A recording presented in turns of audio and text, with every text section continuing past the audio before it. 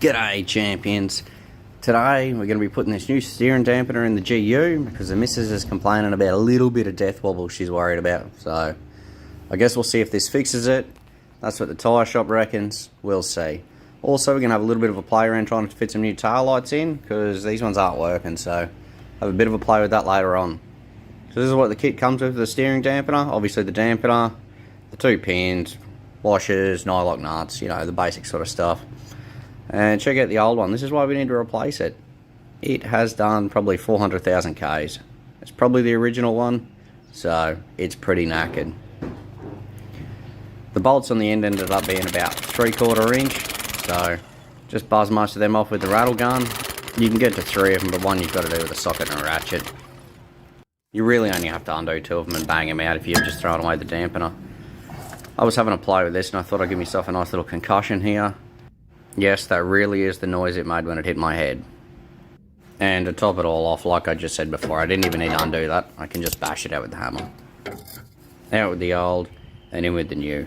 I've mocked the new one up on the ground here, with the pins how I think they're supposed to go.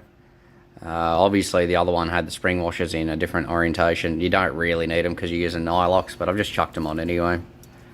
I found it's easiest to put the smaller end in first, then compress this end and just pop it through. Just chuck your nylock washers on and then do them up to the required spec or the manufacturing specifications.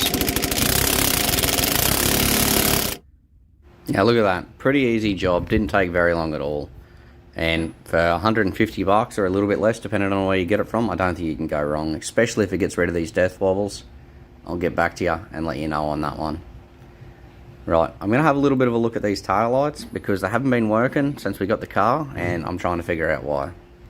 Now to pull the tail lights out, all you need is a 10mm socket and, you know, a ratchet will help too.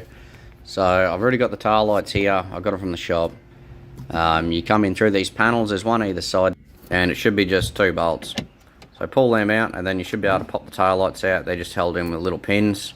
So if you pull them, they should just pop straight out.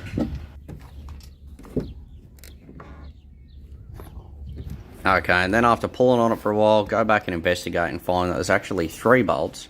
So remove that 3rd bolt, and then your tail light should actually just pop out.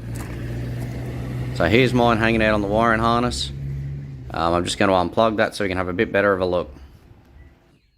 Right, now that we can see them clearly, it's pretty evident why the tail lights don't work.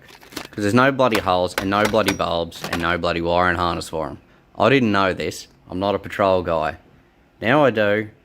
Don't try and get your tail lights to work. Apparently you can buy aftermarket ones that fit in the hole and then you've got to wire them up, but these are the only ones that work. The ones in the back bumper.